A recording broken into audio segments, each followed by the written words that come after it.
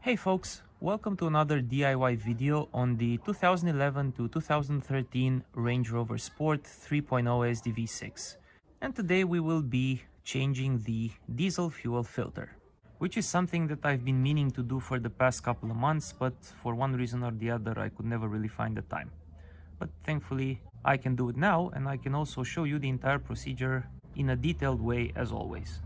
And since all the other filters I use in the Range Rover are made by MAN, I went with MAN as the brand for the diesel filter as well. A few things to note: this was among the more expensive options available. With filters, I never really picked cheap alternatives. This is the part number from MAN to search for, and you get the new filter plus 2 O-rings, which will become relevant a little later on. One thing that's important to mention is take a look at the markings on the filter. See these arrows? These will help us a lot when we install the filter in its correct position, and it does happen on other filters that I've seen that you do not get these marks. Whichever brand you choose, I do recommend finding one with these marks available.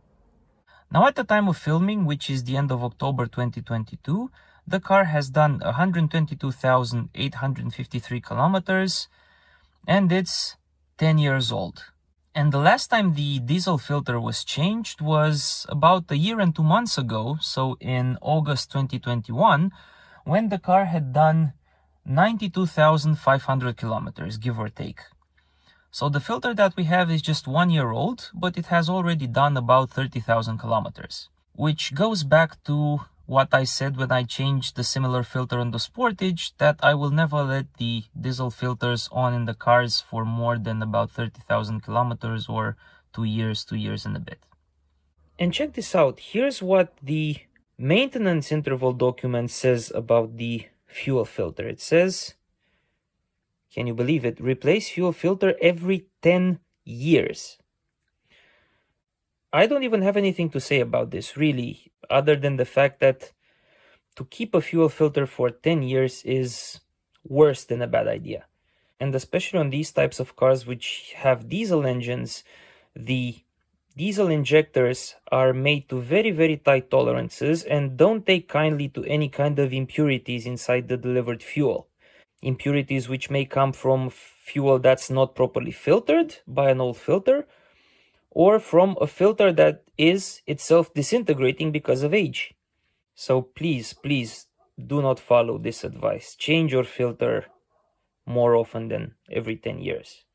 As I said, 2 years, 30,000 kilometers is a good changing interval, especially given that for these kinds of cars, the procedure itself is not that difficult. It's certainly easier to do than on cars like the Sportage, because you don't have to take half of the engine compartment out just to reach the filter. And with that said, let's get to work. First things first, let me show you where the filter is located. Now, the diesel filter is located towards the front of the car on the right hand side, irrespective of whether the car is left or right hand drive. In more detail, you start at the engine bay on the right hand side, go to the side of the car, past the air vent, go down beneath the front door, past the chassis member, and the filter is behind that aluminum or aluminium cover, which is held in place with 1, 2, 3 10mm hex bolts, which we will remove now.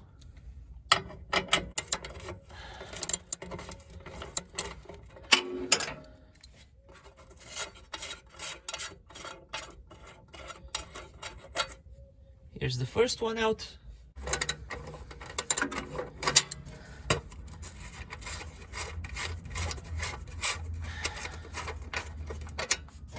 Here is the second one out. And the third one out together with the heat shield. And here is our diesel fuel filter. And you can notice on it the same markings with the locked position, the unlocked position over there, and the drain sign over here. And here's an interesting thing. Normally, the drain sign should be aligned to that drain pipe with the yellow head there. That's what the manual says, but during the last service that I did at the Land Rover service, apparently they didn't do as the manual said. Oh well. Other than that, everything seems to be okay. The filter visually from the exterior appears to be in good condition, which kind of makes sense. It's only 1 year old. And the first thing that I want to do is actually to put that drain tube in its correct position. That means putting it like so. Next thing on the list, we have to disconnect the electrical connector that is linked to the water sensor at the bottom of the filter over there. And this is the connector. Simply pull on this tab. A bit of gymnastics may be in order given the limited space.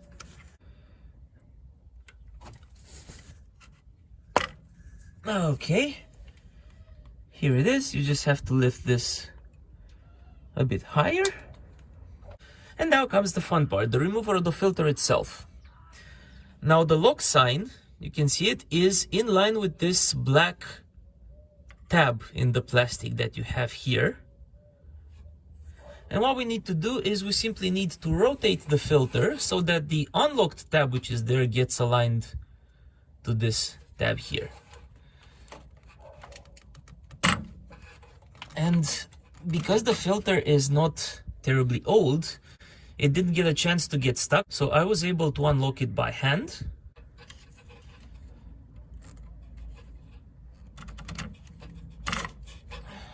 Here's the unlock tab over here, and then it should come out with relative ease. It is out, though actual removal from here may take a bit of jiggling. So I'll do that off camera because I need the space. And here is our removed filter. Basically all that I needed to do was to make sure this tube was pointing towards the front of the car, and I managed to pull it from its socket towards the front with relative ease. As I said, it's in pretty good shape. There is very little corrosion on the edge. Now I've seen cases of these filters being removed from cars who had not had them changed for a much longer time, and this area can actually get pretty rusty, at which point you will not be able to twist it to unlock it by hand, in which case you might need a filter removal key like one of these, whose chain can actually get disconnected from the key, because you'll need to manually wrap the chain around the filter before putting the chain back in the key so that you can twist it. Here's how it looks underneath the car with the filter removed. And ideally, because you don't want contaminants to touch the fuel system, maybe consider putting a small plug over there or a plastic bag or something.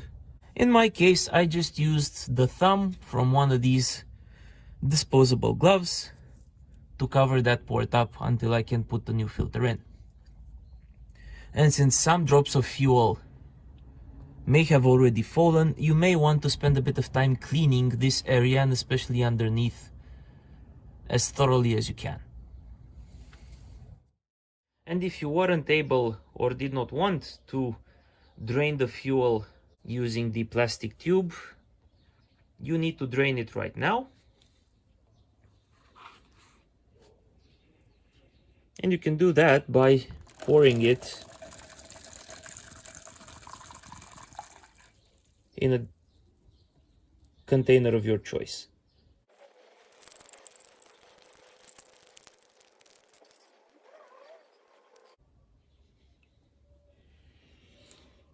Okay, I think that's about 200-300 mils of diesel, which is pretty clean. And because it's so clean, and this is effectively unfiltered fuel, I'm gonna be putting it back in the reservoir a bit later. No reason to throw it away, but if you have any use for it around the house, obviously go ahead and use it for whatever it is you need it for. Now the next thing on the list is we need to remove this entire assembly from the old filter, because we will be transferring it to the new one. So simply twist this as you would do with any normal screw, and it comes out easily. Be mindful, some additional fuel may spill, whatever's left in the filter, so have your fuel container ready.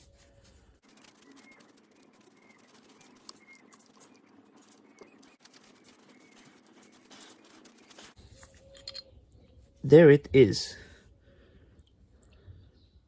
Just gonna leave this here and go ahead and clean this up before installation. Now, both the filter drain tube as well as the water sensor each have a rubber O-ring. You see this one here as well as this one around here. If the new filter that you bought came with new O-rings, you should replace the ones that are on the components with the new ones. In our case, it did, and we will. Obviously, if you did not get new O-rings, you have to keep these in place, but do note that it is generally a good idea to have these replaced. So let's see.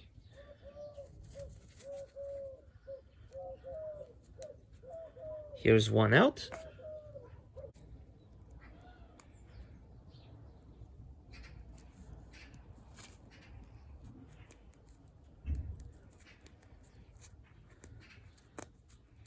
Here comes the second one out as well. And incidentally, here's the new filter next to the old one. While this one is genuine Land Rover and the one on the right is made by MAN, looking at them, I'm pretty convinced that they're effectively one and the same.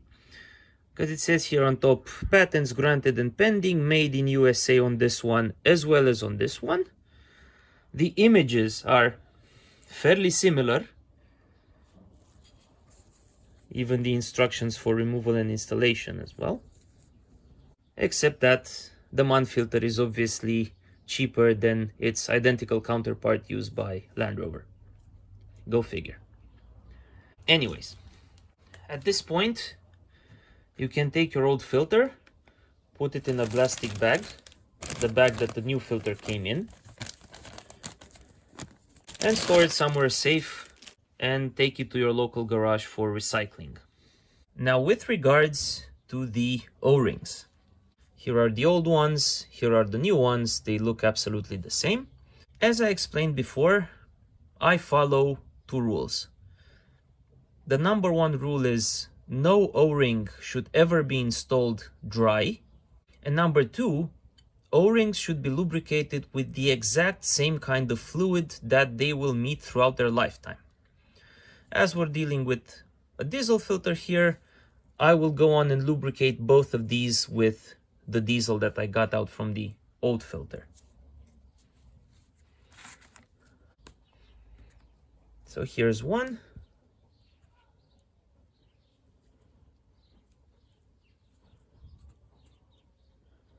No need to get over the top.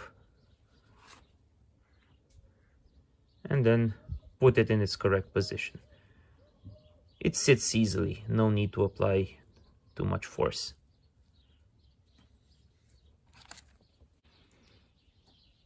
Here is this smaller one.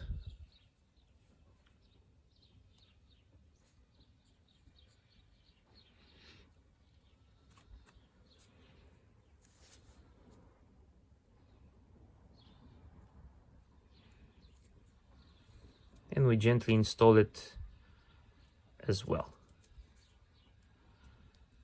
Cool. And now you take your new filter, remove its protective cap, if it has one. You can open it by hand.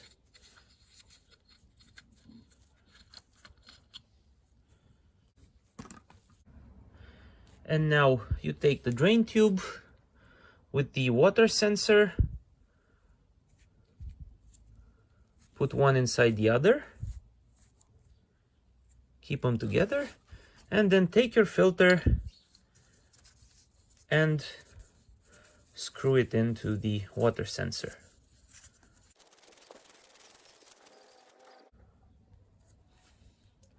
like so. Next, make sure that you align the tube with the drain indicator. So it should be here, like so. Make sure to close the drain plug if you opened it earlier. All right. And the plastic nut here should be tightened to the spectacular torque of 1.6 Newton meters. Basically hand tight, with care and gentleness.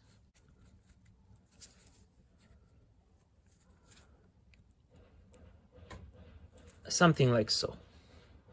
And this is ready for installation. As a side note, you can use this to cover up the drain part of the old filter, just to make sure no additional diesel spills out. And before installing, note that there's also a rubber O-ring here, so take a little bit of diesel and lubricate that one as well.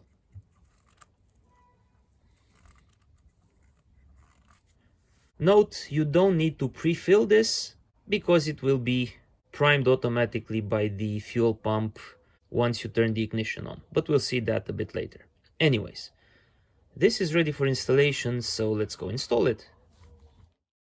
And to no one's surprise, installation is the opposite of removal. So we free the filter support. When you put the filter in, as I explained, put it so that the tube is facing the front. Also make sure to keep the sensor cable accessible. Almost there. There we go.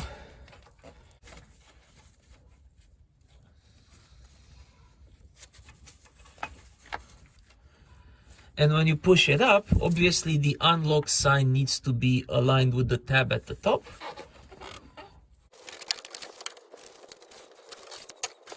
Okay, had a struggle pushing it in, but it got in eventually. And then just twist it until the lock sign is aligned with the tab at the top.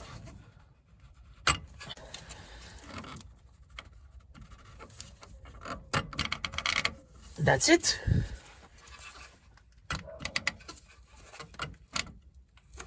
There it is. And now the last part is we need to reconnect the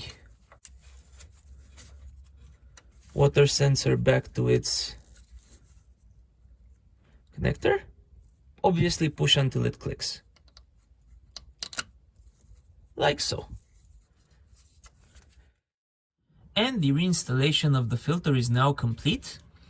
But before we move on to the last part, which is priming the system and then starting the engine, I want to spend a bit more time addressing the drain tube over here, which I kept mentioning repeatedly throughout this video. And first things first, in order to open it, you're simply supposed to twist it counterclockwise. At least 2 full rotations are needed for the tube to reach its full draining capacity. And let's see if I can open it by hand myself. This is the way you should normally do it.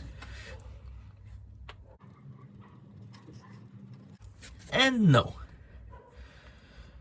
If you're in this case and you can't open it by hand, the easiest solution that I found was to use a 12.16 mil head, which can be slotted in by hand with relative ease, like so.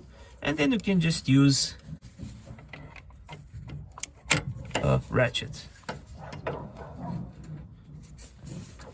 and pull it out, and hope you can see that I am able to move it now. So much for opening and closing. I want to talk a bit about the 2 main functions of this drain tube.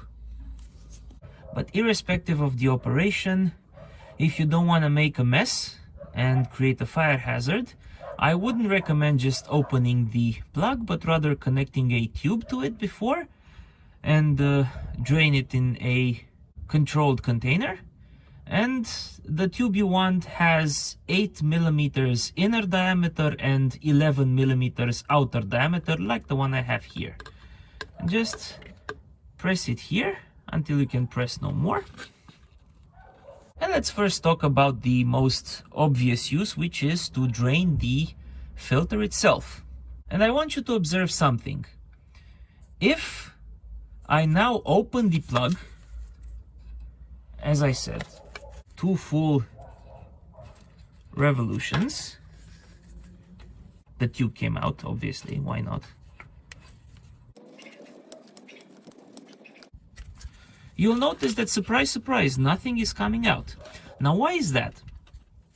Well, think about what happens. When the filter is installed, the entire fuel system is sealed, which means that when you open this port, whatever fuel is gonna try and come out is going to create a vacuum. And the atmospheric pressure that's coming in through the hole is obviously greater than that vacuum, and it will not allow fuel to come out. Which means that in order to drain the fuel, you first need to remove the filter, as I showed before. Okay, you twist it and you pull it down so that air can actually get inside the filter through the top, at which point fuel will come out. Now, in practice, this isn't really that necessary because, as you've seen, the filter is well made, and even if you remove it normally without draining it first, there's a very, very small risk of actually causing spills from the fuel that is in the filter. So you can do this if you'd like, but it's not absolutely mandatory. The second role, however, is its most important one. Now, I really do hope that you've never seen this message in the board, at least it never happened to me, but you can sometimes see a message pop up that says water in fuel. And this may be linked with that famous reduced performance message or whatnot. What does that mean? It means the water sensor that you saw earlier is detecting that the concentration of water in the fuel is past a certain threshold, and this creates a risk for the injectors, for rust inside the system, and so on. It's pretty obvious that you don't really want to have water in your fuel. Now, if you see that message, the first thing you need to do is you need to verify if you indeed have water in the fuel. And how you do that is, with the filter installed, you drain a certain amount of fuel, about 100 milliliters or so. But in order to drain it, you have to put the ignition on without starting the engine, which is what I'm going to do now. You should be able to see fuel coming out in a few seconds. And you can see it coming out.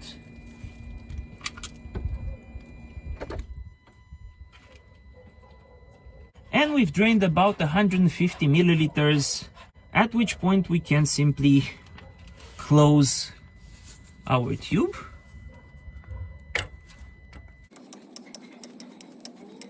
Obviously, because this is plastic, I recommend just tightening by hand.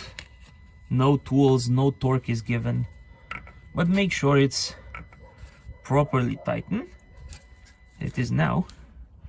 Let's go and take a look at the fuel. As you can see right now, the fuel is pretty clean, nothing special about it. However, if we now add water to it, which I'm gonna do now,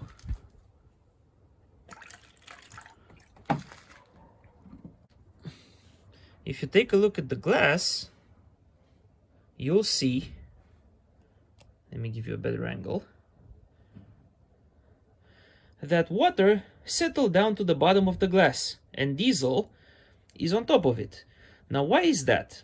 Well, first and foremost, diesel and gasoline as well are not miscible in water, i.e. they do not mix. And since water has the density of about 997 kilograms per cubic meter, whereas diesel is about 840, it means diesel has a smaller density and will always be pushed to the top. And this is where the danger comes in. With the water at the bottom, given that the fuel pump pulls fuel from the bottom of the tank, obviously, it means that whatever water you have in the fuel is inevitably going to get drawn inside the system, which will pose a big risk to your entire fuel system. So this is in fact the main role of that drain tube, to allow you to get a small sample, and after you wait a couple of minutes, to see if there's any water that settles at the bottom of your container. If there's none, okay, maybe it's simply a case of the sensor going bad, which is not a terribly big deal. However, if you do see water in your sample, it means you pretty much have to purge the entire fuel from the fuel tank, which is obviously not the most convenient of operations, but it's far better for you to know in advance if you have water in the system and to do something about it than to just let it get sucked into the injectors. All right, that's all I had to say about the drain tube.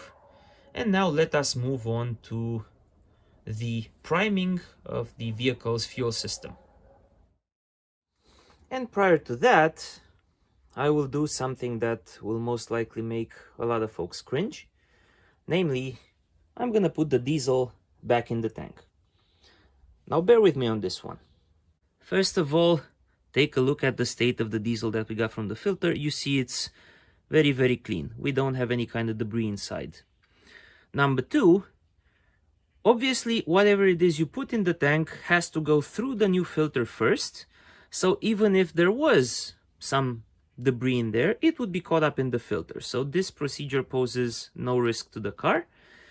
And it also makes sense because, well, diesel's gotten a bit expensive lately and I really don't want to have to throw this away. So with care, because you don't want to spill it on the paint. Sorry, needed to change funnels. The first one wasn't that good.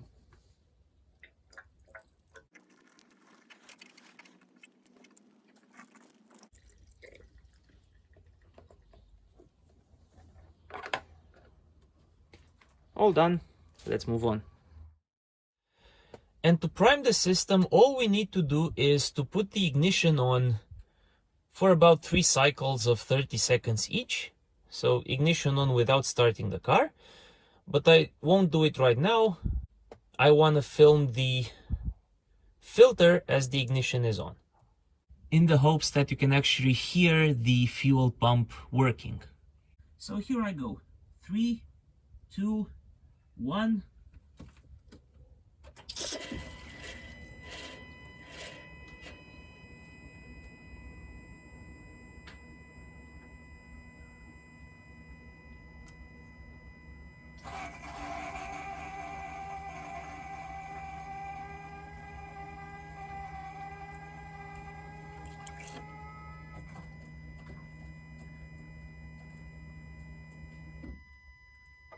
And I'm turning the ignition off now.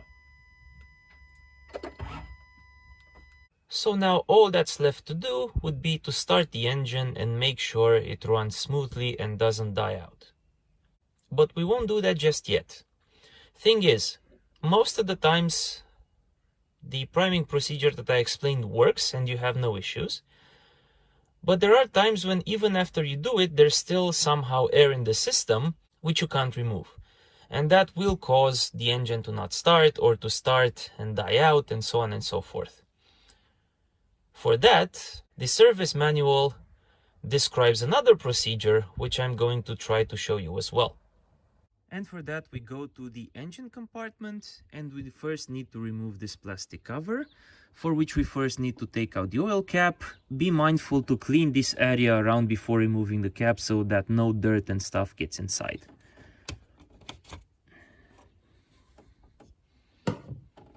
It's held in place in 4 points, one here, and 2 around there. Just lift it up easily.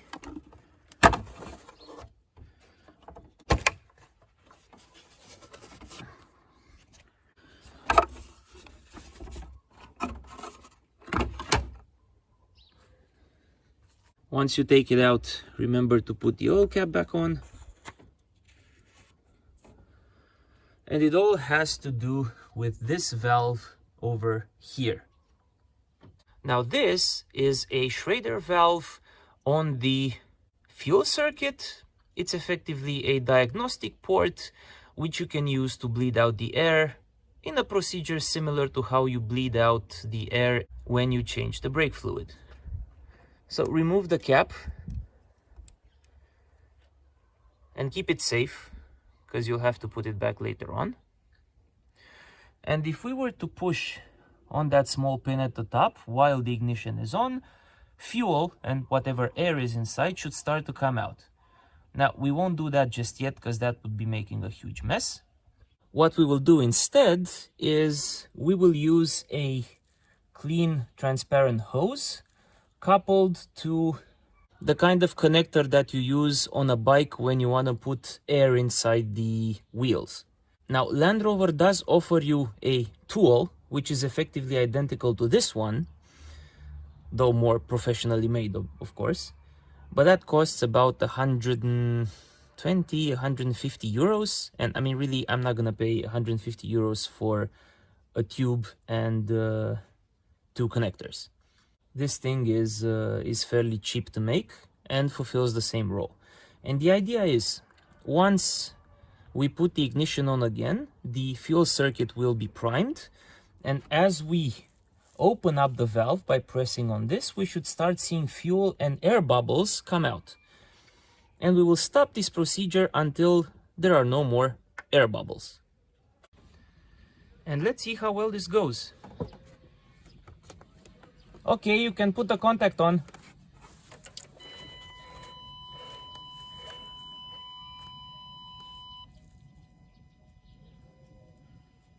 Yeah, works pretty well.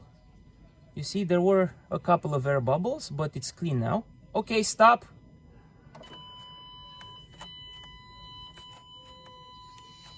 And this was pretty much it. Now the fuel system is properly primed.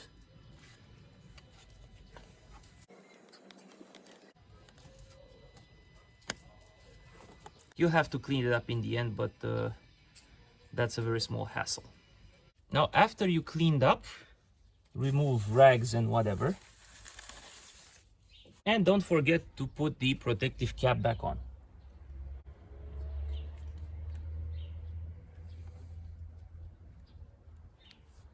Tighten by hand. And that's it. And finally, moment of truth. Let's see if the car starts well.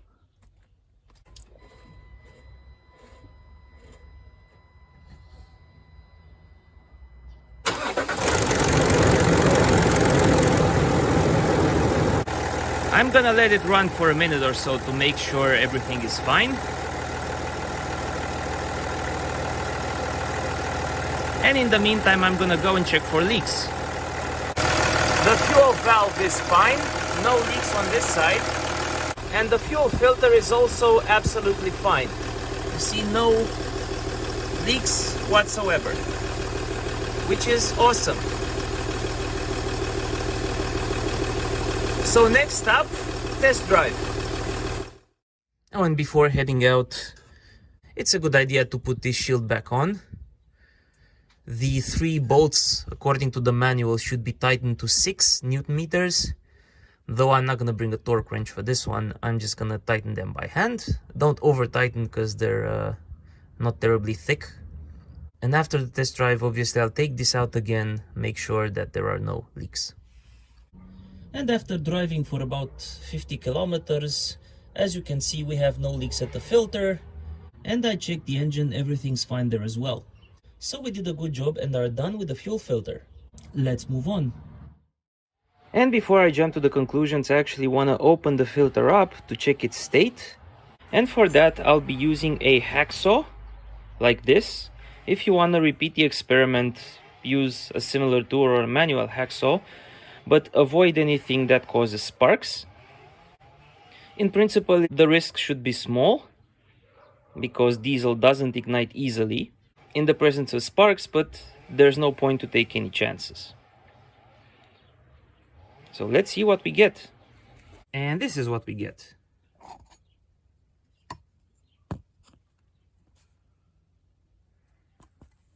Can't see more than that inside, unfortunately.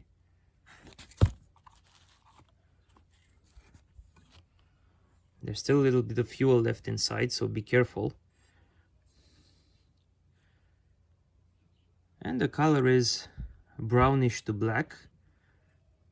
But apart from the aluminum flakes that were generated from the cutting,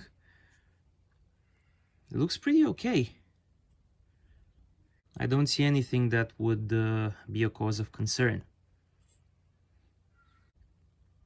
So I think this pretty much confirms that changing the diesel filter every 30,000 kilometers and 1 or 2 years distance is a fairly good interval. And with that said, let's move on to conclusions. And I just want to touch on 3 subjects. Number 1, and the most important one, your safety. Because you're dealing with fuel, even though the procedure itself is not too complicated, please take all necessary precautions to avoid any risks of fires.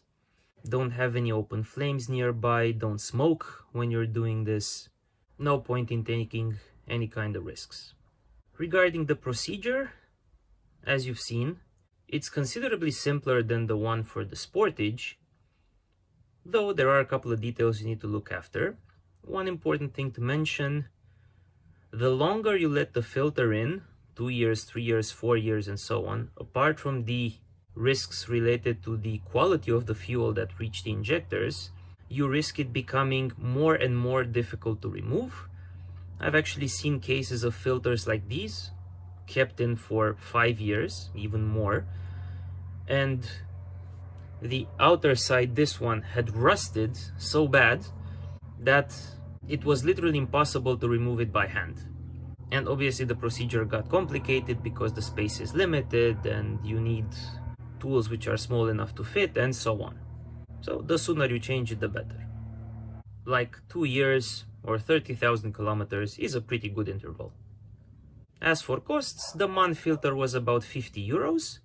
Now the Land Rover service would have charged me about 120 parts plus labor, since this old filter that you see here in front of you was actually changed by them a year ago. So there's a pretty decent cost saving in it as well. And with that said, as always, thank you very much for watching. I hope you enjoyed it. If you did, please consider subscribing. I wish you all a very nice day, and I will see you next time. Take care and goodbye.